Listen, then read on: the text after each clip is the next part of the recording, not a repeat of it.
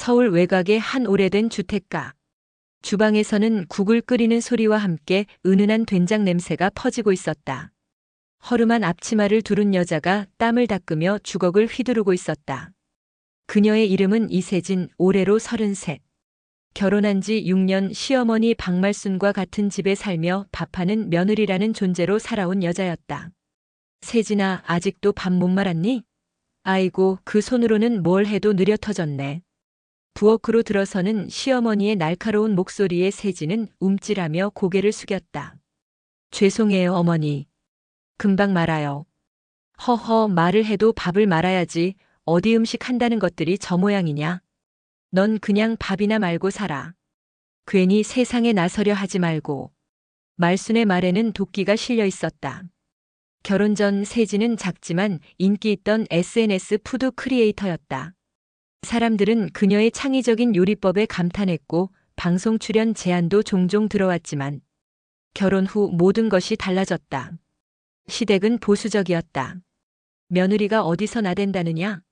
는 시아버지의 말 한마디에 세진은 계정을 닫고 칼을 내려놓았다.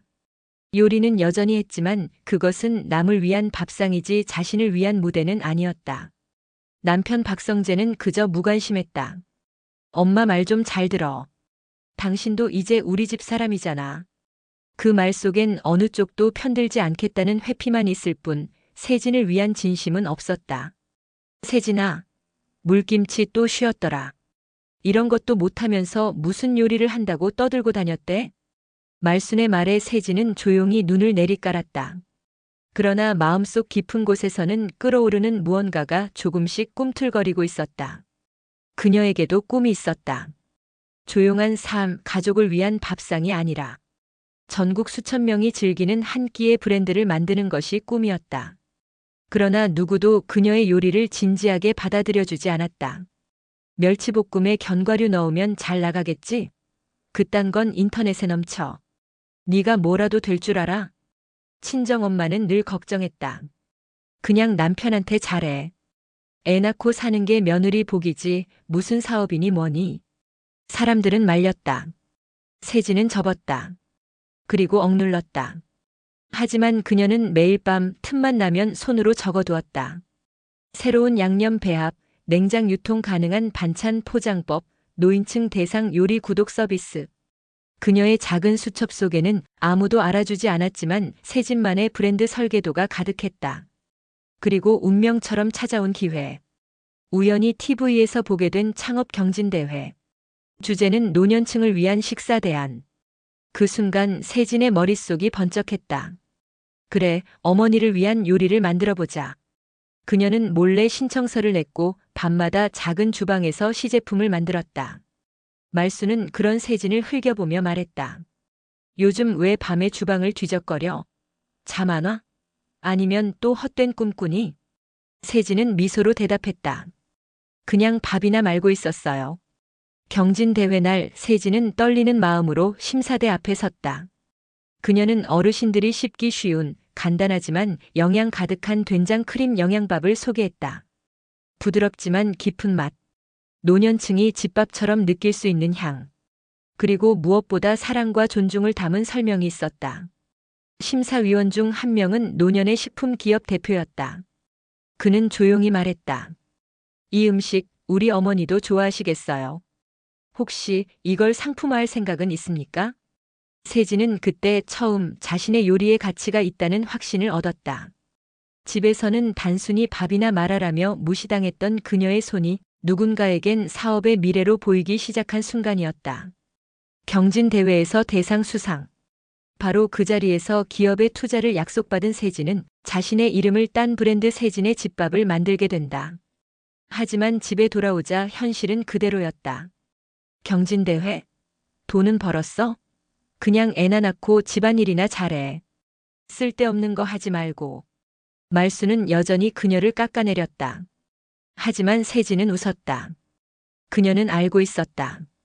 이제부터가 진짜 시작이라는 걸. 그리고 언젠가는 그 말을 다시 들을 날이 올 거라는 걸. 밥이나 마라. 그 말의 무게가 얼마나 가벼워지는지 직접 보여주겠다고. 말수는 텔레비전을 보며 귤을 까고 있었다. 오늘도 별것 없는 뉴스만 하네. 요즘은 며느리들 툭하면 방송 나와서 말도 안 되는 소리나 하고. 그때 TV 화면이 바뀌며 새로운 프로그램이 시작되었다. 자막이 떴다. 노년 맞춤 식품으로 대박난 스타트업, 세진의 집밥 이야기. 응? 세진이랑 이름이 같네. 말수는 코웃음을 쳤지만 곧 화면에 나타난 진행자의 소개에 얼굴이 굳어졌다. 오늘의 주인공은 서울 강서구에 위치한 세진푸드의 대표 이세진 씨입니다. 한때 주부로만 살던 그녀가 어르신 맞춤 영양식으로 전국 어르신의 입맛을 사로잡고 있다고 하는데요. 말수는 귤을 손에서 놓쳤다. 화면 속에서 환하게 웃는 세진의 얼굴이 나오고 있었다. 작고 평범했던 얼굴이 조명 아래 당당해 보였다. 말도 안 돼. 그녀는 리모컨을 떨어뜨린 채 화면을 응시했다. 성재가 퇴근해 집에 들어오자 말순이 불같이 말했다. 너 지금 뭐 하고 있는 거야? 내 마누라가 방송에 나왔어. 나한테 한마디 말도 없이. 방송이요? 무슨 방송이요? 이세진. 세진이 네 마누라 아니냐? 대기업 대표래. 내가 언제 허락했다고 그딴 걸 하래. 성재는 어안이 벙벙했다. 한 번도 세진에게 관심을 기울인 적 없던 그도 처음으로 긴장감을 느꼈다. 엄마, 요즘은 시대가 변했잖아요. 방송 나온 게 뭐가 나빠요? 시대가 변하면 며느리가 남 앞에 나서도 된다는 거냐? 남편 허락도 없이 돈 벌고 방송 나오고 그게 말이 돼? 세진은 늦은 밤 사무실에서 마지막 이메일을 보내고 있었다. 브랜드는 점점 커지고 있었다. 지역 복지센터들과 연계한 반찬 배달 서비스, 노인 대상 요리 교실, 저당 레시피 특허까지. 하루하루 바빴지만 한 번도 숨이 찬 적은 없었다. 문득 휴대폰이 울렸다. 세진아, 엄마야. 친정엄마였다. 너 요즘 방송 나왔다며? 동네 사람들 다 알더라. 아이고야, 네가 그런 것도 해내고. 엄마, 아직 멀었어요. 시작일 뿐이에요. 그래도 자랑스럽다. 내가 그렇게 욕먹고도 묵묵히 하더니. 전화 너머로 울먹이는 엄마의 목소리가 들렸다. 세진도 눈가가 붉어졌다. 며칠 뒤 성재가 말을 꺼냈다. 엄마가 그러는데 그 반찬 가게 일 이제 그만두래. 반찬 가게? 지금 이 사업 연 매출 20억이야. 그게 중요한 게 아니라 엄마가 요즘 사람들 만나기가 창피하대. 내가 뭘 창피하게 했는데? 누굴 속인 것도 아니고. 아무튼 그만하래. 더 커지기 전에. 우리 체면도 있고 내가 여자잖아. 그래. 난 여자야. 그런데 너도 알아야지. 난 이제 네 아내 이전에 내 이름으로 인정받는 사람이야. 세진의 목소리는 단호했다. 성재는 처음으로 이 여자가 더는 자신의 그늘 안에 머무르지 않는다는 걸 느꼈다. 그리고 마침내 세진은 초청을 받아 대기업 유통사와 공급 계약을 위한 간담회에 참석했다. 큰 컨퍼런스 홀 수십 명의 사람들 앞에서 그녀는 프레젠테이션을 진행했다. 슬라이드 마지막 장에는 이런 문구가 있었다. 가장 작고 흔한 밥상이 가장 큰 기회를 만들어줍니다. 행사가 끝나자 한 중년 남성이 그녀에게 다가왔다. 이 대표님, 저희 그룹에서 직접 투자를 검토하고 싶습니다. 정말 감사합니다. 그런데 개인적으로 궁금한 게 있습니다. 이 브랜드 이름 세진의 집밥은 어떤 의미인가요? 세진은 조용히 웃었다. 그건요, 매일 저에게 밥이나 말하라던 누군가 덕분이죠. 그 말이 저를 이 자리까지 오게 했거든요. 그 남성은 의아한 듯 웃었지만 세진은 알았다. 그 말이 자신에게 얼마나 깊은 동력이 되었는지. 그날 밤 말수는 부엌에서 세진을 불러 세웠다. 세진아, 너 이제 그만해라. 너무 눈에 띄는 것도 여자한텐 안 좋아. 세진은 대답하지 않았다. 그저 냉장고 문을 열고 내일 납품할 반찬을 꺼내며 말했다. 어머니, 내일부터 세진푸드에서 어르신 대상 반찬 정기 배송도 시작해요. 혹시 어머니 친구분들 중 신청하시고 싶어 하시면 알려주세요. 말수는 멍하니 그녀를 바라보았다. 그녀가 그동안 얼마나 멀리 와 있었는지 이제야 알게 된 것이다. 우리 엄마도 이런 반찬 드셨으면 좋겠다. 세진이 처음 만든 메뉴판 위에는 이 짧은 한 문장이 적혀 있었다. 세진푸드는 입소문을 타기 시작했다. 처음엔 동네 복지관 어르신들, 그 다음은 지방자치단체에서 운영하는 노인 안심 먹거리 공급업체로 선정되었고, 이젠 대기업 유통 플랫폼과 협력 제안을 받을 만큼 성장하고 있었다. 서울 송파구의 고급 주상복합 단지. 한 입주민 카페에 이런 글이 올라왔다.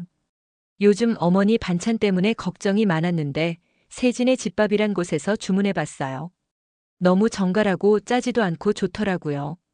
직접 요리하신 대표님이 옛날 어머니 손맛을 담았다고. 댓글이 폭발했다. 우리 집도 주문해볼게요. 노모가 당뇨인데 저당 식단 가능하대요. 반찬보다 그 창업자분 이야기 듣고 감동. 그날 밤 세진은 사무실 책상에 앉아 직원 회의를 주재했다. 다음 주부터 신규 지역 확장 들어갑니다. 포장 생산 라인 한 팀 더 늘리고 배송 협력 업체는 기존 계약 갱신 준비해 주세요. 대표님 방송 재출연 요청도 몇 군데서 왔어요. 스토리텔링 중심 인터뷰 쪽으로요. 세진은 고개를 끄덕였다. 선별해서 검토해봐요. 우리 고객층이 공감할 수 있는 쪽만. 그녀는 성공을 향한 욕심이 아닌 이 일을 멈추지 말아야 한다는 사명감으로 움직이고 있었다. 말수는 어느 날 동네 목욕탕에서 친구들 사이에서 수군대는 소리를 들었다. 그 세진의 집밥 대표가 말순 씨 며느리래. 어머 진짜? 세상에 TV에서도 나왔다더라. 그 집 며느리 진짜 대단하네. 그냥 평범한 주부 아니었어? 그러게 말이에요. 조용한 게 야무진 스타일이었나 봐. 말수는 찜질방 수건을 단단히 쥐었다. 갑자기 얼굴이 화끈거렸다. 친구들이 아무렇지 않게 칭찬하는 그 말들이 그녀에겐 큰 굴욕처럼 들렸다. 그날 저녁 집에 들어선 말수는 괜히 화풀이하듯 말했다. 세진아, 내 반찬에 너무 생강이 많아. 이 나이에 맵게 먹으면 속 버려. 세진은 조용히 고개를 끄덕이며 말했다. 알겠습니다, 어머니. 내일부터는 덜 넣을게요. 하지만 그 말투는 예전의 기죽은 세진이 아니었다. 그녀는 이제 누가 뭐라 하든 흔들리지 않는 사람이 되어 있었다. 한편 성재는 직장에서 난처한 상황을 맞았다. 김 과장님. 뉴스 봤어요? 사모님 진짜 대단하시던데요. 요즘 식품 벤처계에서 떠오르는 스타래요. 부장까지 와서 농담 반 진담 반으로 말했다. 김 과장, 이젠 집에서 아내가 제일 높은 분이네. 크하. 성재는 억지 웃음을 지으며 말했다. 그런가 보죠. 하지만 속은 뒤틀렸다. 자신이 무시하던 아내가 이제는 세상이 먼저 알아보는 사람이 된 것이다. 그러던 어느 날 말수는 반찬을 냉장고에 넣다가 손에 화상을 입었다. 세진은 급히 집으로 달려왔다. 어머니 괜찮으세요? 병원 가야겠어요. 말수는 아픈 와중에도 말했다. 아니야, 내 반찬 때문에 그랬다간 또 너 탓만 하게 생겼네. 어머니 그런 말 마세요. 지금은 치료부터 하셔야 해요. 병원 응급실에서 세진은 한시도 말순의 곁을 떠나지 않았다. 의사는 말했다. 심한 건 아니지만 며칠 조심하셔야 합니다. 자극적인 건 드시지 마시고요. 세진은 곧장 부드럽고 소화 잘 되는 메뉴를 준비해 집으로 가져갔다. 말수는 입을 다물고 조용히 먹었다. 그 맛은 단순한 반찬이 아니었다. 그 안엔 진심과 정성, 그리고 오랜 인내의 맛이 있었다. 며칠 후 말수는 세진을 조용히 불렀다. 세진아, 그동안 내가 좀 심했지? 세진은 잠시 그녀를 바라보다가 부드럽게 말했다. 어머니께서 그런 말 해주시니 감사해요. 하지만 저는 괜찮아요. 말수는 눈을 피하며 말했다. 내가 널 무시했었어. 평생 너한테 밥이나 말라고 했던 게 지금 생각하면 참 미안하다. 세진은 고개를 끄덕였다. 그 말 한마디가 10년의 서러움을 녹였다. 그날 밤 세진은 다이어리에 짧게 적었다. 오늘 어머니가 처음으로 사과했다. 나는 울지 않았다. 그보다 더 큰 눈물을 예전에 다 흘렸으니까. 세진은 새벽 5시에 눈을 떴다. 오늘은 특별한 날이었다. 국회 식품안전포럼에서 고령 친화 먹거리 혁신을 주제로 발표할 날. 여성 기업인으로 그것도 며느리이자 한 가정의 주부로 시작한 그녀의 발자취가 공공의 주목을 받는 자리에 섰다. 다음은 세진푸드 대표 김세진님의 발표입니다. 연단에 선 세진은 숨을 고르고 조용히 말했다. 저는 누군가에게는 며느리였고 누군가에겐 평범한 엄마였습니다. 하지만 제가 만든 밥 한 끼가 누군가의 건강과 일상을 바꾸는 걸 보며 이 길이 소명임을 느꼈습니다. 청중 중에는 식품 대기업 관계자부터 지방 노인센터 운영진까지 각계 전문가들이 자리하고 있었다. 세진은 직접 연구한 저염 조리법과 노년층 위장 기능을 고려한 저자극 반찬 시스템, 심지어 치매 예방 영양 균형 메뉴까지 자신의 사업 모델을 당당히 소개했다. 그날 한 유명 방송 기자가 그녀에게 말했다. 대표님, 다큐멘터리 시리즈 주인공으로 모시고 싶습니다. 이런 여성 기업인의 스토리가 꼭 세상에 알려져야 해요. 세진은 겸손하게 웃으며 말했다. 제가 더 많이 배워야 할 사람입니다. 다만 그 시작은 한 가정의 밥상 그리고 어머니의 편견이었죠. 말수는 집에서 TV를 보며 얼어붙었다. 뉴스 속에 나온 자신의 며느리, 그 익숙한 얼굴이 이제는 김세진 대표라는 이름으로 불리고 있었다. 방송 화면엔 자막이 떴다. 밥상을 바꾼 여자, 고령 친화식의 혁명가. 그 순간 말순의 손에 들려있던 국그릇이 덜덜 떨렸다. 며칠 후 동네 슈퍼에서 말순은 누군가에게 말을 들었다. 김 여사님, 며느님이 그렇게 대단한 분이었네요. 전에 무슨 사이 안 좋다고 들은 것 같은데 설마 아닌가요? 말순은 아무 말도 하지 못했다. 그날 저녁 조용히 방에 앉아 자신의 지난 날을 돌아보았다. 성재도 변화하기 시작했다. 사내 회식에서 김 과장님, 요즘 집안에서 기가 죽으시겠어요. 라는 농담에 처음엔 헛웃음을 지었지만 이내 진지한 표정으로 말했다. 제 아내는 존경받을 사람이에요. 이젠 저도 그만큼 노력하려고 합니다. 그의 말에 동료들은 술잔을 들며 말했다. 멋진 분이네요. 솔직히 부럽습니다. 말수는 어느 날 결심했다. 세진에게 직접 찾아가 말했다. 세진아, 너랑 나 다시 시작할 수 있을까? 세진은 고개를 들고 그녀를 바라보았다. 어머니, 저는 늘 기다리고 있었어요. 하지만 지금의 저는 예전과는 달라요. 이제 저를 있는 그대로 받아주셔야 해요. 말수는 눈시울을 붉히며 고개를 끄덕였다. 그녀는 처음으로 며느리 앞에서 한 사람으로서의 자신을 인정한 것이었다. 며칠 뒤 세진은 사무실에서 직원들과 회의를 하다가 말순이 직접 만든 된장 깻잎 조림을 받은 택배를 열었다. 그 안에는 짧은 손편지가 들어있었다. 세진아, 내 반찬보다 맛없을지도 몰라. 그래도 내가 좋아하던 어머니 된장 한번 먹어봤으면 해서. 말순. 세진은 그 자리에서 눈물이 맺혔다. 그 조림은 그녀가 만든 수많은 레시피 중에서도 없던 맛이었다. 고집과 미움, 편견과 화해가 한 장의 깻잎에 한 점 된장에 묻어 있었다. 세진의 회사 세진푸드는 어느덧 언론의 주목을 받는 혁신식품 브랜드로 자리 잡고 있었다. 노인복지관, 요양병원, 군부대, 어린이집까지 그녀의 레시피는 건강과 정성을 파는 사업 모델이 되었고 정부기관과의 공동 프로젝트도 추진될 만큼 영향력은 커지고 있었다. 그러나 성공이란 이름 뒤에는 언제나 질투와 견제가 따라오기 마련이었다. 김 대표님, 큰일입니다. 한빛식품에서 우리 납품 계약 들어간 병원에 제안서를 넣었습니다. 비서가 긴장된 얼굴로 말했다. 한빛식품은 오랜 업력을 가진 대기업 계열사였다. 이젠 본격적으로 흔들기 시작했네요. 세진은 침착하게 서류를 넘기며 말했다. 그날 밤 그녀는 책상에 앉아 몇 년 전 첫 반찬 가게 창업 당시를 떠올렸다. 직접 새벽 4시에 일어나 시장 가서 재료를 고르고 양념 하나하나 조절하며 만든 밥상. 그 정성과 차이가 무엇인지 그녀는 알고 있었다. 그렇다.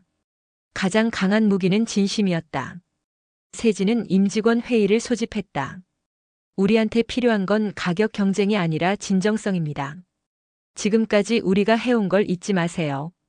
우리는 단순한 식자재 납품업체가 아니라 사람들의 삶을 바꾸는 밥상 전문가입니다. 직원들은 눈빛이 달라졌다. 대표님, 저희도 더 뛰겠습니다. 우리 브랜드 철학을 지킬 수 있다면 뭐든지요. 며칠 후 세진은 말순과 함께 집 근처 시장을 찾았다.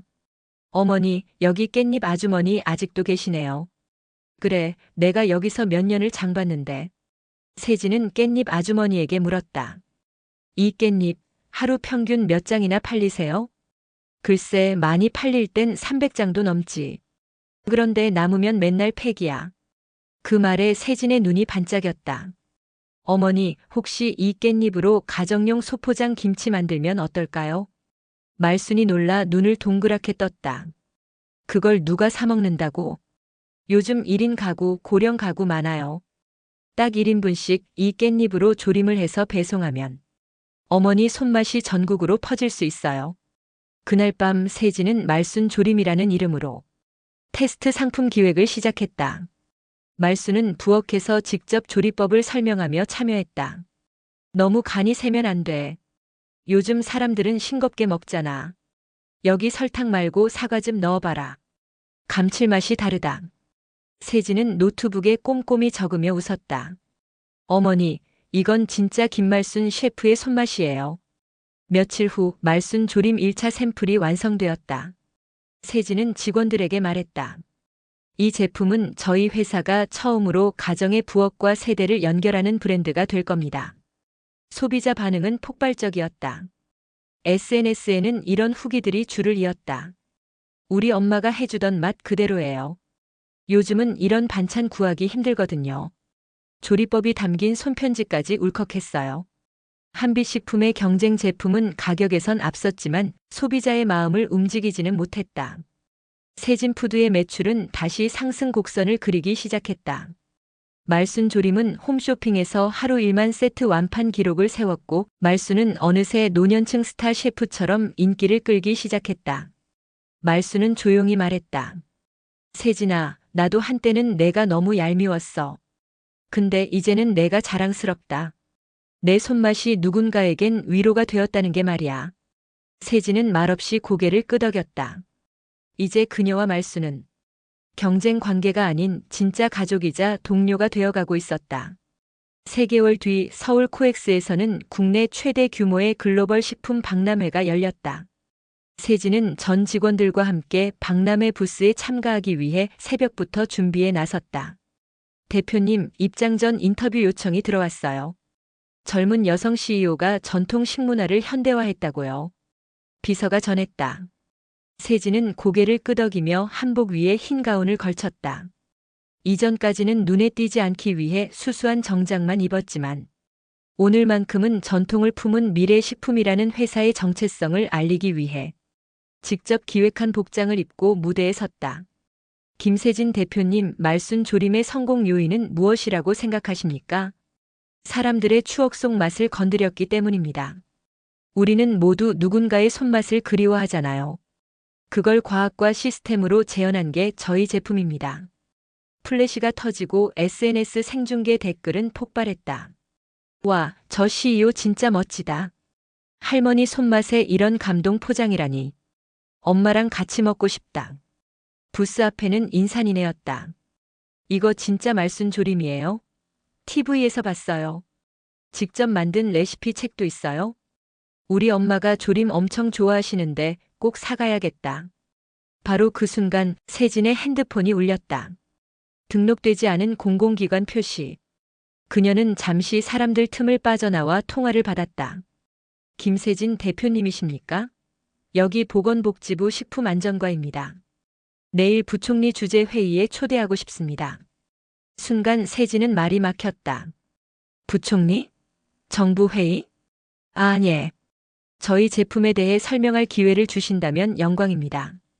다음 날 정부청사 회의실.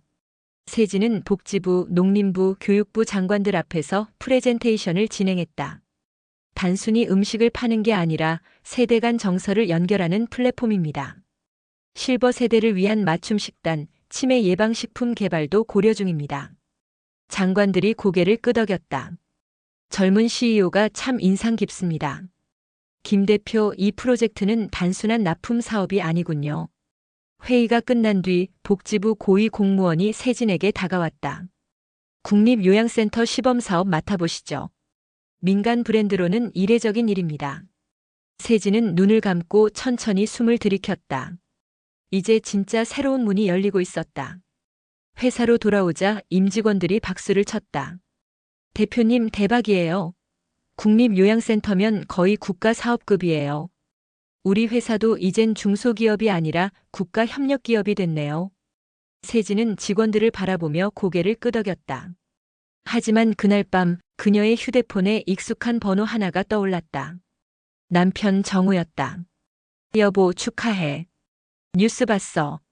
그런데 우리 얘기도 좀 해야 하지 않을까? 세진은 짧은 침묵 끝에 말했다. 그래, 만나서 얘기하자. 3년 전 정우는 자신이 운영하던 카페 사업의 부도로 세진에게 모든 경제적 부담을 안기고 떠났었다. 아무 말도 없이. 이혼은 하지 않았지만 사실상 형식만 남은 관계였다. 다음 날 세진은 시내 한적한 카페에서 정우와 마주 앉았다. 정우는 말끔한 셔츠에 수척해진 얼굴을 하고 있었다. 다시 시작하고 싶어. 너랑 우리가. 정우의 말에 세진은 조용히 커피잔을 내려놓았다. 정우야. 너의 진심은 알겠어.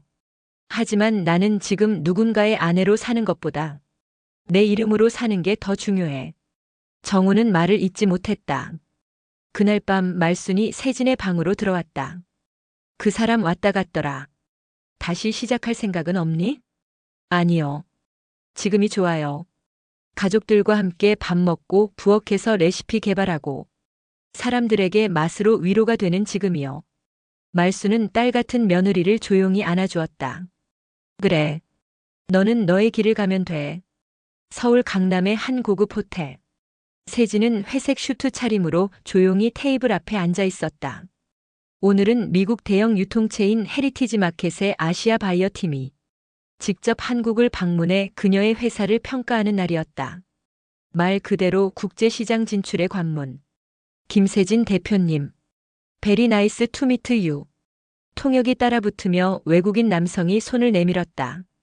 플레저 이즈 마인. 세진은 유창한 발음으로 응답하며 악수를 나눴다. 자신이 만든 반찬들이 줄지어 테이블에 놓였다. 고등어 조림, 더덕 무침, 그리고 말순김치. Is this recipe your grandmother's? Actually my husband's grandmother. CIISED me like her own. 세진은 말순의 이름이 붙은 이유를 설명했다. Her kitchen was where I found hope. 그녀의 목소리는 단호했고 따뜻했다.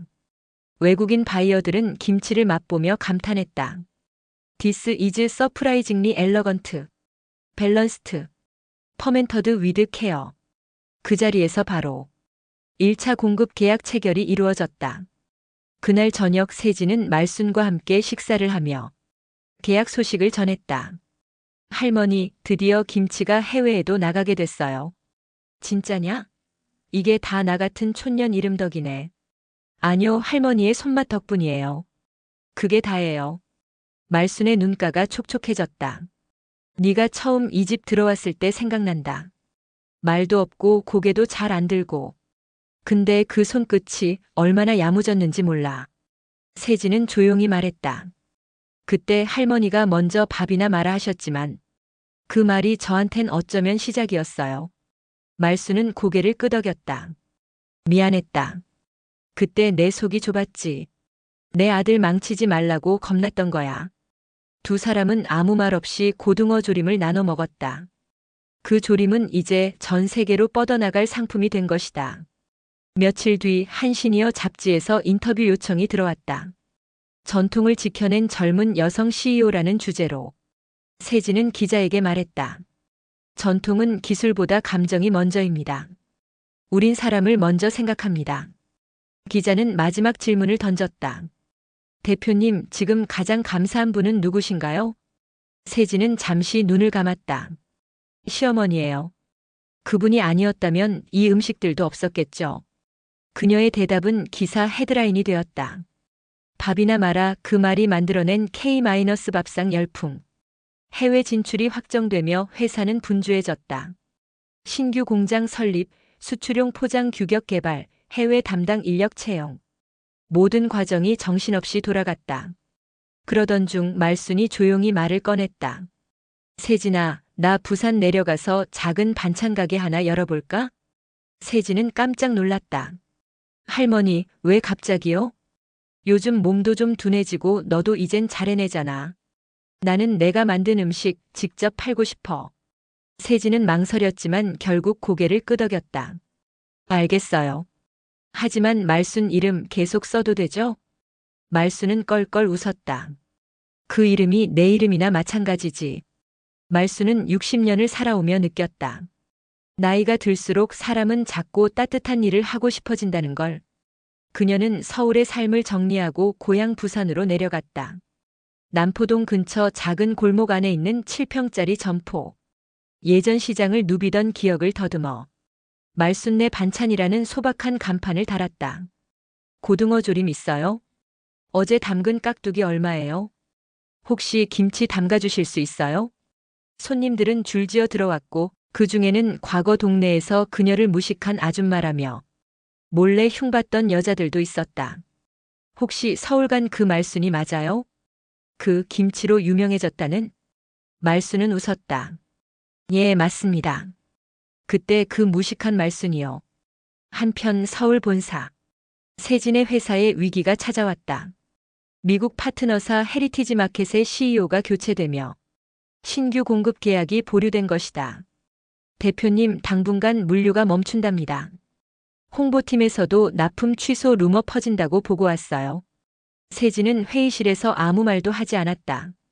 차라리 욕을 먹는 게 나았다. 그 무게감은 그녀의 심장을 조용히 조이고 있었다. 그때 그녀는 말순의 전화를 받았다. 세진아, 괜찮으냐?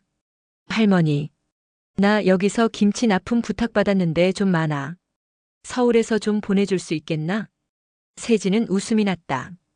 그 어떤 격려보다 따뜻했다. 할머니, 오늘 밤 바로 쌀게요. 그녀는 직원들에게 말했다. 전국 반찬 가게 대상으로 B2B 유통망을 만들 거예요. 해외는 잠깐 멈춰도 괜찮아요. 우리는 말순이니까. 말순내 반찬은 SNS를 통해 빠르게 알려지기 시작했다. 할머니 손맛 그 자체. 서울에서 내려온 김치 장인의 손맛.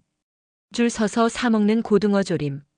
말순은 부산에서, 세진은 서울에서. 서로 다른 방식으로 같은 이름을 지켜가고 있었다. 며칠 뒤 한 남자가 반찬 가게 문을 열고 들어왔다. 중절모를 눌러쓴 채 조심스레 말했다. 말순 씨 맞죠? 말순은 눈을 가늘게 떴다. 그래, 맞는데 누구세요? 저 예전에 말순 씨랑 혼담 있었던. 그는 말을 잇지 못했다. 말순의 눈가가 살짝 떨렸다. 30년이 지나 이제 찾아온 거예요? 그의 눈에는 후회와 죄책감이 가득했다. 세진 씨 얘기 뉴스에서 봤습니다. 그 참 훌륭하게 키우셨네요. 말순은 조용히 말했다. 세진이는 내가 낳진 않았지만 내 삶의 이유이자 자랑입니다. 그 남자는 고개를 숙였다. 정말 미안합니다. 그때 제가 너무 비겁했어요. 말순은 고개를 끄덕였다. 이제 와서 뭘 어쩌겠어요. 당신도 살아왔을 테니. 남자는 돌아섰고 말순은 조용히 조림 냄비의 뚜껑을 열었다. 그 안에서 끓는 것은 단순한 음식이 아니었다. 삶과 용서 그리고 흐르는 세월이었다. 서울 본사는 여전히 긴장 속에 있었다. 미국 헤리티지 마켓 계약 취소로 한때 위기에 몰렸던 세진의 회사는 국내 유통망 전환이라는 극약 처방으로 빠르게 숨통을 트고 있었다. 말순 브랜드 현재 전국 57개 반찬 가게와 계약 완료. 상표 이미지도 국내 소비자들에게 긍정적 반응입니다. 마케팅 부장의 보고였다. 세진은 무표정한 얼굴로 고개를 끄덕였지만 속으로는 터질 듯한 안도의 숨을 삼키고 있었다. 그날 저녁 세진은 본사 옥상에서 서울의 야경을 바라보았다. 손에는 말순이 직접 보낸 수제 유자청이 담긴 유리병이 들려 있었다. 이제 여기까지 왔네, 엄마. 세진은 속으로 중얼거렸다. 그녀는 한 손으로 휴대폰을 꺼내 미국 대사관에서 온 메일을 다시 확인했다. K-푸드 이너베이션 WOMENS 어드 초청장. 귀하를 대한민국을 대표하는 여성식품 사업가로 초청합니다. 행사 장소 주한 미국 대사관 리셉션홀. 행사 당일 세진은 깔끔한 아이보리색 정장을 입고 대사관에 들어섰다. 오, 당신이 그 말순 푸드의 CEO군요. 기사 봤습니다.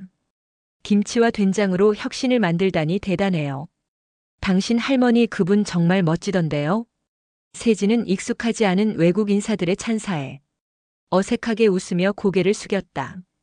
잠시 뒤 무대 위에 선 그녀는 프레젠테이션 화면을 넘기며 또렷한 목소리로 말했다. 밥이나 말아라는 말로 시작한 인생이었습니다.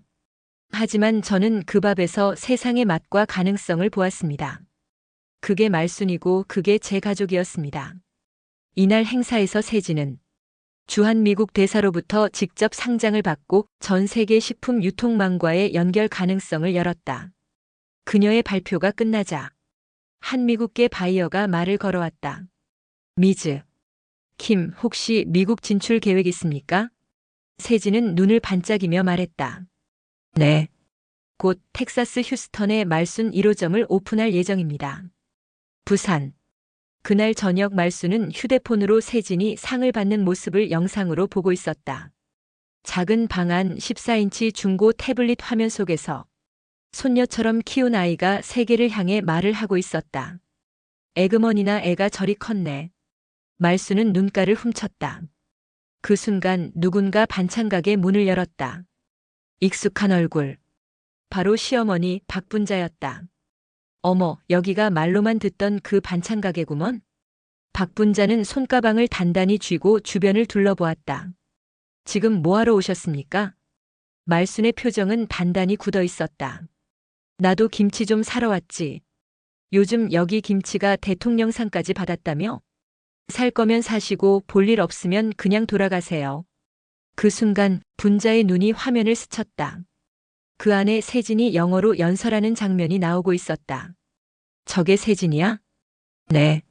세진입니다. 밥이나 말아라던 어머니가 무시했던 그 아이요.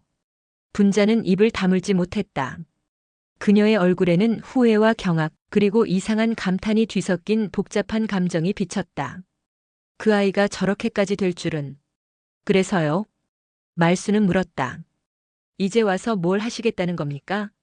분자는 말없이 서 있다가 조용히 가게 문을 닫고 나갔다. 그리고 돌아서며 중얼거렸다. 나도 그 김치 하나 살 걸 그랬네. 그날 밤 말순은 일기장에 이렇게 적었다. 세진이 이제 하늘을 난다. 내가 그 옆에서 밥을 해주진 못해도 이 냄비 하나로 세상과 연결된 끈이 되어야겠다. 그리고 이제야 말문이 막힌 분자씨. 그 말없이 돌아선 뒷모습이 예전 내 뒷모습 같았다. 분자에게 말순의 반찬가게 방문은 단순한 외출이 아니었다. 그날 밤 그녀는 집으로 돌아와 한참을 아무 말도 하지 못했다. 남편 정호는 묵묵히 아내를 바라보다가 조심스레 물었다. 당신 뭔 일 있어? 분자는 고개를 저었다. 하지만 그 눈가에는 생전 처음 보는 흔들림이 어렸다. 세진이가 너무 멋있게 컸더라. 말순 그 계집애 밑에서 말이야. 계집애라니 지금도 그 말이 나와? 정호는 짐짓 화를 냈지만 분자 역시 자신이 한 말이 부끄러운지 고개를 떨궜다. 밤이 깊어질수록 분자의 머릿속에는 말순과 세진이의 영상이 계속 맴돌았다. 밥이나 마라. 그녀는 과거 자신이 했던 그 말이 이렇게 상처가 되어 돌아올 줄은 몰랐다. 나는 그저 시어머니로서 며느리를 다잡으려 했을 뿐이야. 근데 왜 그 말 한마디가 저 애의 삶을 바꿔버린 걸까? 다음 날 아침 분자는 정호가 보는 앞에서 TV를 켰다. 공교롭게도 지역 방송국 뉴스 인터뷰에 세진이와 말순이 함께 나오는 화면이 흘러나왔다. 저희는 가족입니다. 비록 피는 안 섞였지만 저는 이 할머니가 아니었으면 이 자리에 없었을 겁니다. 세진의 또렷한 음성과 말순의 따뜻한 미소. 분자는 부엌으로 들어가 수건으로 얼굴을 닦으며 작게 중얼거렸다. 나도 한때는 저런 시절이 있었는데. 분자는 자신의 결혼 초기를 떠올렸다. 가난했던 시절 시부모에게 구박받으며 시골에서 물깃고 장작 패며 살아온 그 시간. 그녀는 말순처럼 강한 사람은 아니었다. 오히려 그 억울함과 분노를 자신의 며느리에게 고스란히 되풀이한 사람이었다. 나는 어쩌다 이 지경이 된 거지. 분자는 한숨을 쉬며 무릎을 끌어안았다. 며칠 후 분자는 작은 편지 한 통을 써서 말순의 반찬 가게 우편함에 조용히 넣었다. 말순 씨, 그동안 너무 많은 말을 함부로 해서 죄송합니다. 세진이는 좋은 아이입니다. 앞으로도 잘 부탁드립니다. 부끄럽지만 진심으로 감사드립니다. 박분자 드림. 그 편지를 받은 말순은 조용히 미소 지었다. 그녀는 종이를 고이 접어 찬장 속 세진이 졸업사진 옆에 꺼내놓았다. 그날 저녁 세진이 가게를 방문했다. 할머니, 저 왔어요. 그래, 세진아. 오늘은 김말이 튀김 해놨다. 내가 좋아하잖니. 말순은 세진에게 우편함에 꽂혀있던 편지를 조심스럽게 건넸다. 세진은 편지를 읽고 잠시 말이 없었다. 그러다 조용히 중얼거렸다. 할머니, 이제서야 용서를 구하시네요. 말순은 따뜻하게 그녀의 손을 잡았다. 늦게라도 하는 게 안 하는 것보단 낫지 않니? 너도 이제 그만 미워하는 법을 배울 때다. 한편 박분자는 혼자 시장을 돌다가 작은 노점에서 말순 반찬 택배 박스를 사는 사람을 보았다. 그 여자는 이렇게 말했다. 이 반찬이요? 저희 아버지가 치매인데 이 집 장조림만 먹어요. 먹자마자 고향 생각난다나 뭐라나 눈물이 핑 돈대요. 분자는 그 말을 듣고 자신도 모르게 눈시울이 붉어졌다. 그 아이가 내 며느리 될 뻔했던 그 애가 이런 대단한 사람으로 자랐구나. 그날 밤 분자는 오랜만에 앨범을 꺼냈다.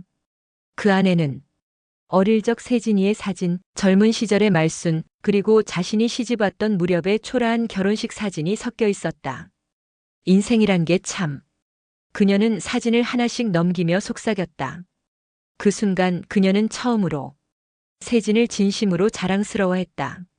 세진의 회사, 우리식품 본사 건물. 도시 한복판의 웅장한 건물 앞에 선 박분자는 입술을 꼭 깨문 채 한참을 망설였다. 내가 여길 뭐하러 온 거람. 하지만 그녀는 결국 문을 열고 들어갔다. 정문 로비에서 경비가 정중히 다가왔다. 어디를 찾으세요, 어르신? 나 이 회사 대표님 좀 뵐 수 있을까요? 예약이 있으신가요? 예약은 없고 전에만 줘요. 내 이름은 박분자고 전 그 애의 시어머니였던 사람입니다. 예상보다 빨리 연락이 전달되었고 세진이 직접 로비로 내려왔다. 그녀는 짙은 남색 정장에 단정하게 묶은 머리, 손엔 회의 자료를 든 채였다. 세진은 분자를 보자 잠시 말을 잊은 듯 멈칫했다. 어머님, 어떻게 오셨어요? 어머님이긴 내가 뭘. 분자는 애써 눈을 피했다. 그녀는 작게 한숨을 쉬며 말했다. 커피 한 잔 할 수 있을까? 세진은 말없이 고개를 끄덕였고 근처의 조용한 상담실로 자리를 옮겼다. 둘 사이엔 잠시 정적이 흘렀다. 커피가 식어갈 무렵 분자가 먼저 입을 열었다. 어릴 적 내가 나한테 밥을 했던 적 있었지. 네. 기억나요. 그때 내가 뭘 했는지 아니? 밥이나 말라고 하셨어요. 세진의 눈빛은 흔들림 없이 단단했다. 분자는 마른 침을 꿀꺽 삼키더니 작게 고개를 숙였다. 미안하다. 그땐 몰랐어. 내 말이 너한테 그렇게 큰 상처가 될 줄은. 세진은 그 고개 숙임에 놀라운 듯 눈을 동그랗게 떴다. 그 어떤 위협적인 말보다 그 한마디 미안하다가 세진의 마음을 뒤흔들었다. 그렇게라도 말해주셔서 고맙습니다. 세진이 부드럽게 말했다. 사람들이 말해. 내가 나 닮았다고. 악착 같고 독하고 밀어붙이는 거. 분자는 허탈하게 웃었다. 그런데 넌 나랑 다르더라. 넌 따뜻하더라. 사람을 살려. 그 말에 세진은 처음으로 어릴 적 분자의 모습이 떠올랐다. 그녀가 직접 밥을 해주고 아픈 세진의 이마를 짚어주던 그 시절. 나는 그렇게는 못했어. 너를 며느리로서가 아니라 하녀처럼 봤던 것 같아. 분자는 손을 떨며 말했다. 그 말 지금 해주셔서 다행이에요. 세진은 따뜻한 눈빛으로 바라봤다. 어머님, 저 이제 어릴 적 일 다 잊었어요. 지금은 제가 가진 모든 게 그 시간 덕분이라는 생각도 들어요. 분자는 눈물을 흘렸다. 나는 그저 내가 밉고 얄미워서 그랬어. 왜 그렇게 똑부러졌는지 왜 그렇게 나를 가르치려 드는 것 같았는지 자존심이 상했어. 그 자존심이 널 밀어냈다. 세진은 조용히 일어나 분자의 앞에 무릎을 꿇고 앉았다. 그런데 어머님, 저는 어릴 때부터 어머님을 무서워했지만 동시에 존경하기도 했어요. 내가? 네. 어머님은 항상 강했고 어떤 상황에서도 중심을 잡았어요. 저도 그렇게 되고 싶었어요. 분자는 입을 틀어막고 눈물을 흘렸다. 그날 이후 세진은 분자를 종종 회사 행사에 초대했다. 사원들 앞에서 자신의 인생 이야기를 할 때 분자는 종종 등장했다. 제가 힘들었던 시절 밥만이라도 먹을 수 있었던 건 어머님이 있었기 때문입니다. 그녀의 그 한마디에 분자는 조용히 눈물을 훔쳤다. 분자의 동네 사람들은 지금도 종종 반찬 가게에서 세진이 보낸 유기농 식재료를 보며 이렇게 말한다. 야, 그 시어머니 참 복도 많다. 그렇게 며느리 괴롭히더니 이젠 며느리 덕분에 어깨 으쓱하고 다니잖아. 분자는 말없이 웃으며 세진의 도시락을 담는다. 그녀의 마음속엔 오랜 후회와 조금의 안도감이 공존했다. 그날 밤 세진은 분자가 보낸 음성 메시지를 들었다. 세진아, 내가 좀 아프다. 그러니까 이번 주엔 내가 좀 와주면 좋겠다. 단순한 말이었지만 세진은 목소리에서 느껴지는 묘한 떨림과 쓸쓸함을 바로 감지했다. 무슨 일이지? 그녀는 서둘러 약속을 조정하고 다음 날 아침 분자의 집으로 향했다. 오랜만에 찾은 분자의 집은 예전과 달리 정리된 느낌이 들었다. 책장 위에 세진의 회사 관련 뉴스 기사 스크랩이 놓여 있었고 냉장고엔 우리 식품에서 만든 제품들이 빼곡했다. 어머님, 어디 불편하세요? 분자는 부엌에서 나왔다. 손에 작은 찻잔을 들고 있었지만 그 손은 부드럽게 떨리고 있었다. 허리가 좀 안 좋아. 며칠 전엔 혼자 있다가 넘어졌어. 세진은 깜짝 놀랐다. 왜 저한테 말씀 안 하셨어요? 말하면 바쁜 내가 올까봐 그랬지. 그녀는 안방에 앉아 조용히 세진을 바라보았다. 나 진단받았어. 진단이요? 무슨 진단요? 대장암 말기. 세진은 숨을 삼켰다. 언제 알게 되셨어요? 한 달 전쯤. 그때부터 생각했어. 너한테는 어떻게 말해야 할까? 그녀는 잠시 침묵했다. 내가 너한테 무슨 낯으로 이 얘기를 해야 하나 싶었어. 세진은 곁에 다가앉았다. 지금은 제가 가족이에요, 어머님. 그러니까 혼자 계시면 안 돼요.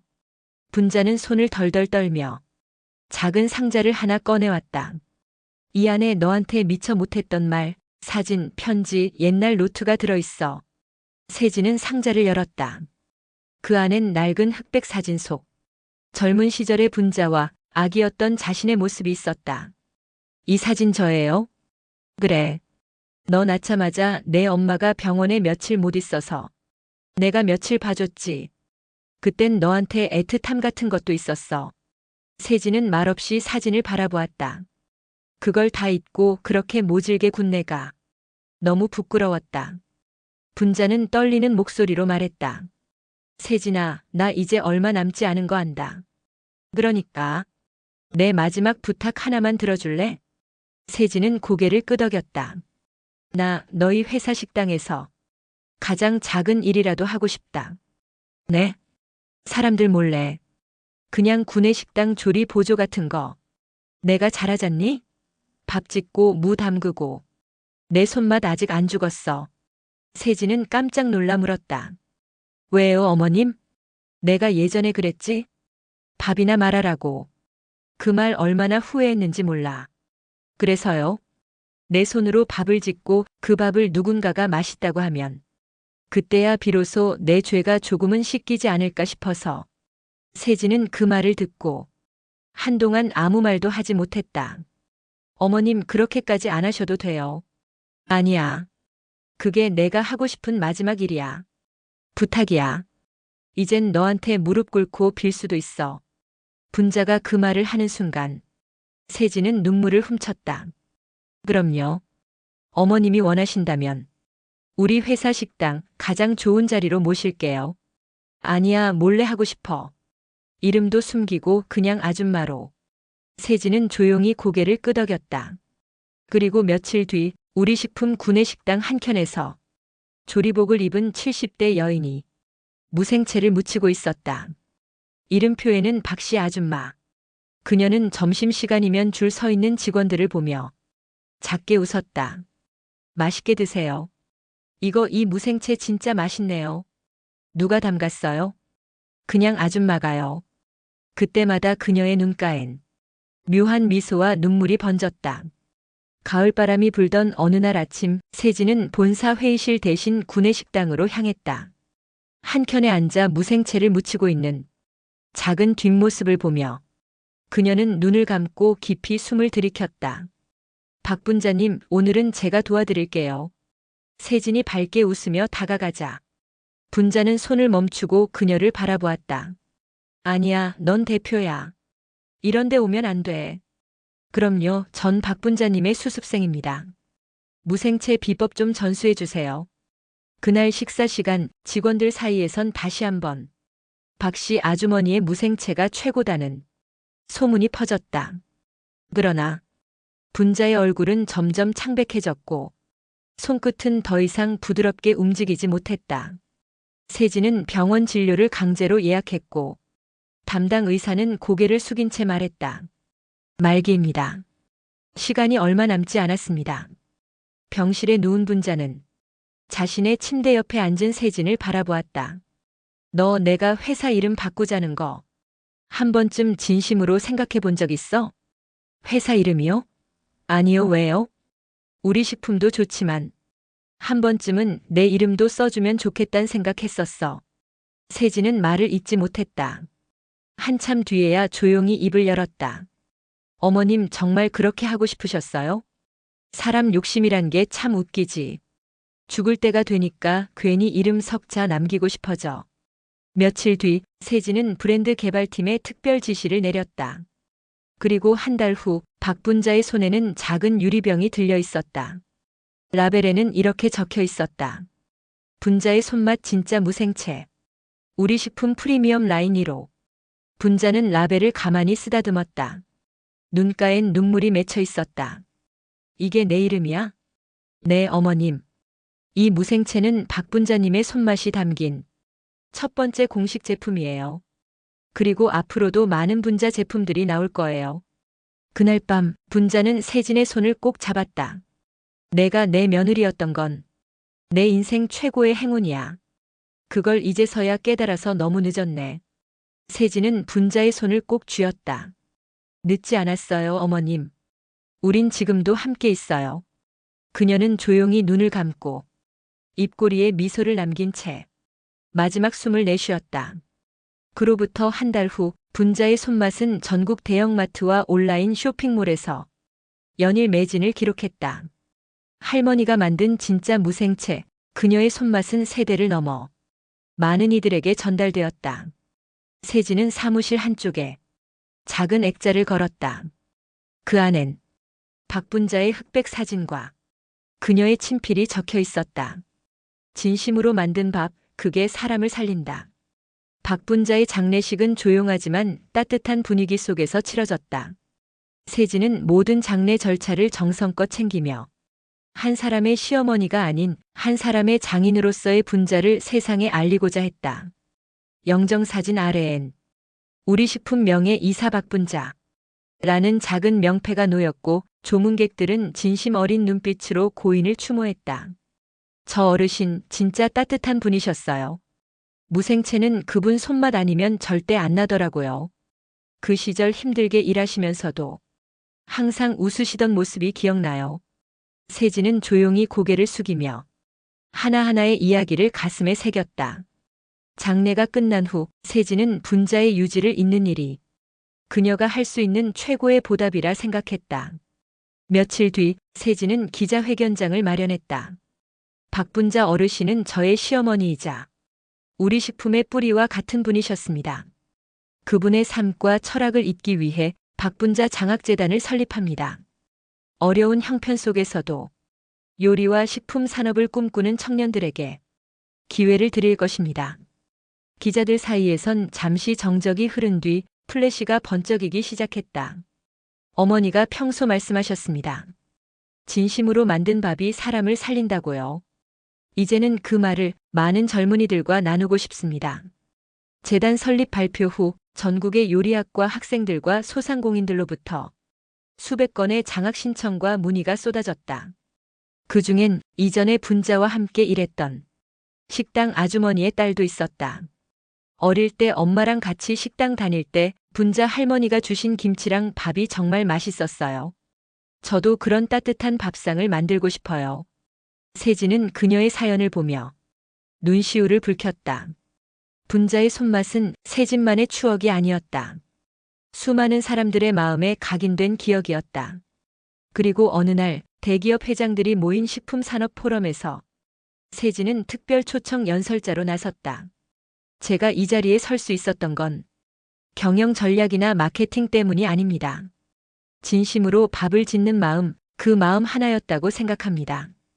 그녀는 무대 위에서 잠시 멈췄다가 분자의 사진을 꺼내 보였다.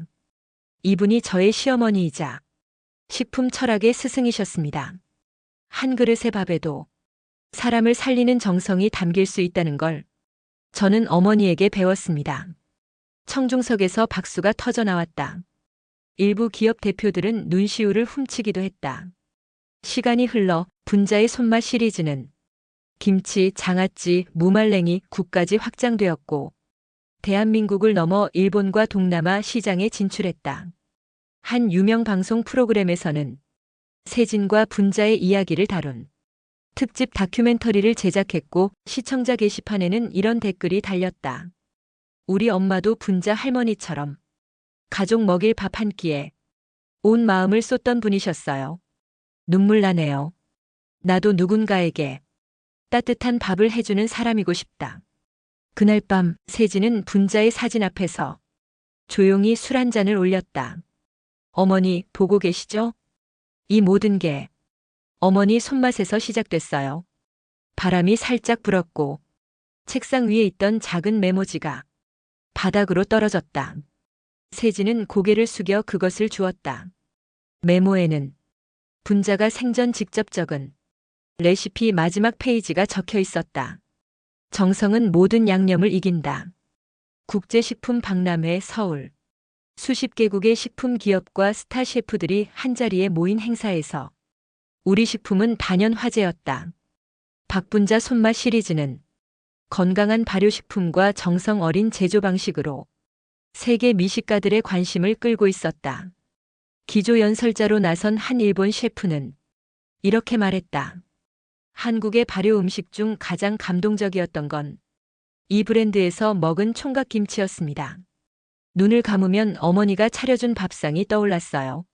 세진은 박람회 무대에 올라 담담하게 이야기했다.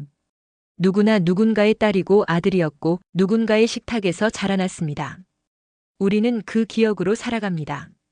그 따뜻한 밥 한 끼, 그 마음을 제품 하나하나에 담았습니다. 그날 행사장에 한 청년이 찾아왔다. 양복은 구겨져 있었고 손엔 작은 도시락이 들려 있었다.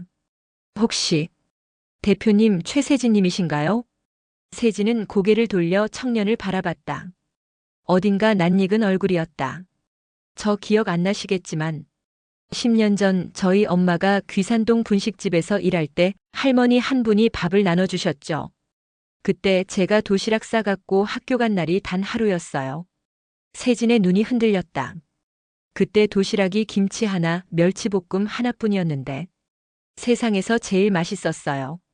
그래서 저 요리사가 되기로 결심했어요. 청년은 도시락을 내밀었다. 오늘은 제가 드릴 차례예요. 이건 제 이름으로 만든 첫 번째 메뉴예요. 제가 요리 대회에서 받은 상금으로 만든 식당에서요. 세진은 떨리는 손으로 도시락을 열었다. 작은 나물 반찬, 달걀말이 그리고 정갈한 고등어 조림 한 토막. 한 숟가락 먹은 순간 세진은 눈물을 흘렸다. 이 맛 어머니 밥상 같아. 청년은 고개를 숙였다. 그 밥상이 제 인생을 바꿨거든요. 행사 종료 후 우리 식품은 일본, 태국, 독일의 유통사들과 수출 계약을 체결했다. 그 중심엔 박분자 손맛 브랜드가 있었다. 제품 설명서에는 다음과 같은 문구가 있었다. 어머니의 밥상에서 세상을 바꾸는 기업으로. 이 말은 단순한 마케팅 문구가 아닌 세진의 마음 그 자체였다. 얼마 뒤 세진은 미국 출장길에 올랐다. 현지 한식 페스티벌에 참석한 그녀는 한국계 이민자들이 운영하는 작은 식당을 방문했다. 한 할머니가 세진에게 다가왔다. 혹시 분자 씨 따님이세요? 세진은 놀라 눈을 크게 떴다. 제 어머니를 아세요?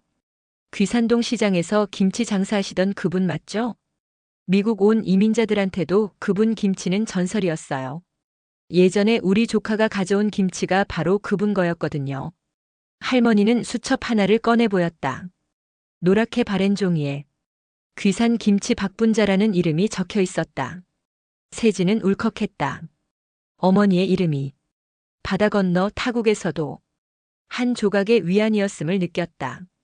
귀국 후 세진은 어머니의 낡은 조리 노트를 스캔하여 디지털 아카이브로 만들기 시작했다. 그리고 이름을 붙였다. 분자의 밥상 아카이브. 누구든지 어머니의 손맛을 배우고 그 정신을 이어가길 바라는 마음에서였다. 며칠 뒤 귀산동의 새로운 작은 식당이 문을 열었다. 이름은 분자의 집. 외관은 아담했지만 벽에는 박분자의 레시피와 사진, 그녀와 함께했던 사람들의 짧은 이야기들이 전시처럼 붙어 있었다. 어서 오세요. 여기선 밥 한 끼가 이야기 한 페이지예요. 세진은 그곳에서 하루에 한 끼 직접 밥을 짓기 시작했다. 밥을 퍼주며 세진은 마음을 퍼주고 있었다. 귀산동, 그 오래된 시장 골목 끝자락. 분자의 집 간판 아래. 오늘도 정갈한 냄새가 골목을 채웠다. 된장국 끓는 냄새, 갓 지은 밥 냄새, 그리고 다정한 사람들의 목소리. 여기 김치찌개 하나 계란말이도 추가요. 점심시간이면 시장 상인들, 학교 앞 아이들, 동네 어르신들로 식당은 북적인다. 그 모든 중심에는 세진이 있었다. 그녀는 대기업 대표라는 타이틀을 잠시 내려놓고 하루 한 끼 반드시 이곳에서 밥을 지었다. 김치찌개엔 이걸 넣어야 진짜야. 그녀가 넣은 그것은 어머니 박분자의 레시피 노트에 적힌 조선 간장 한 숟가락. 그 맛은 사람들의 기억을 깨웠고 어떤 이들에겐 눈물 젖은 밥 한 끼가 되었다. 그날 오후 식당 문이 조심스레 열렸다. 혹시 은지 씨 계신가요? 주방에서 고무장갑을 끼고 설거지하던 고등학생 소녀가 고개를 들었다. 네, 접니다. 그는 은지, 세진의 딸이었다. 청년은 머쓱하게 웃었다. 은지 씨가 학교 매점에서 반찬 나눠준 적 있었죠? 그게 제 인생 첫 제대로 된 반찬이었어요. 은지는 당황했지만 곧 웃으며 고개를 끄덕였다. 그때 제가 싸갖고 간 어머니 반찬이었어요. 너무 맛있다고 해서 조금 나눠드렸는데 그날 이후 전 요리사가 되고 싶어졌어요. 그래서 오늘 아르바이트 자리 있나 물어보려고요. 그 순간 세진이 주방에서 나왔다. 어떤 요리를 좋아하나요? 된장국이요. 된장국에서 눈물이 난 적은 처음이었거든요. 세진은 고개를 끄덕였다. 그럼 우리 된장국 한번 함께 끓여볼까요? 그렇게 분자의 집은 한 명의 요리사를 더 품게 되었다. 그날 밤 식당 문이 닫히고 세진은 작은 노트를 꺼냈다. 분자의 밥상 제2세대 기록. 그녀는 오늘의 재료와 조리법을 적었다. 그리고 한 줄의 메모. 어머니, 오늘 된장국에서 또 한 명의 인생이 시작되었어요. 시간은 흘렀고 분자의 집은 지역 방송에 소개되었다. 밥 한 끼가 인생을 바꾼다. 귀산동 밥상 이야기. 방송 이후 전국 각지에서 손편지와 메일이 쏟아졌다. 우리 동네에도 분자의 집이 있었으면 좋겠어요. 한 번만이라도 그 밥상을 먹어보고 싶어요. 우리 엄마가 해주던 밥맛이 떠올랐습니다. 세진은 깊은 숨을 들이켰다. 무언가 더 큰 결심이 필요한 순간이었다. 며칠 후 우리 식품 본사 회의실. 이사회가 열렸다. 대표님, 새로운 브랜드 론칭 계획 말씀이신가요? 세진은 프레젠테이션 화면을 켰다. 화면엔 이렇게 적혀 있었다. 분자의 집 프랜차이즈가 아닌 가족의 확장. 사람들은 갸우뚱했다. 세진은 말을 이었다. 우리는 가맹점을 열려는 것이 아닙니다. 전국의 진짜 밥상 장인들과 연결하려 합니다. 분자의 철학을 이해한 사람에게 하나의 밥상을 나눠주는 겁니다. 재료, 손맛, 마음. 그 세 가지를 이어갈 수 있는 사람에게만요. 한 이사회의 중년 여성이 손을 들었다. 그런 식으로 수익이 나겠습니까? 세진은 고개를 끄덕였다. 어머니의 손맛은 돈으로 따질 수 있는 것이 아니었습니다. 우리는 이제 가치를 파는 시대를 준비해야 합니다. 결국 이사회는 박수를 보냈다. 그날 이후 전국 각지에 작은 분자의 집이 하나씩 생겨났다. 부산의 작은 어시장 옆, 제주의 감귤밭 아래, 강원도 골짜기 마을 입구에도. 이름은 같지만 그 맛은 각기 달랐다. 하지만 공통점이 하나 있었다. 그 집에선 누구든 밥 한 공기 받으면 눈시울이 붉어졌다는 것. 귀산동 본점에선 여전히 세진이 밥을 지었다. 은지야, 밥은 시간보다 마음이야. 알았어요, 엄마. 된장, 마지막에 간장 한 숟갈 맞죠? 그래, 잘 기억했네. 은지는 밥상을 차리며 할머니를 생각했다. 비록 함께한 시간이 길지 않았지만 그 손맛과 이야기는 그녀의 삶을 이끌고 있었다.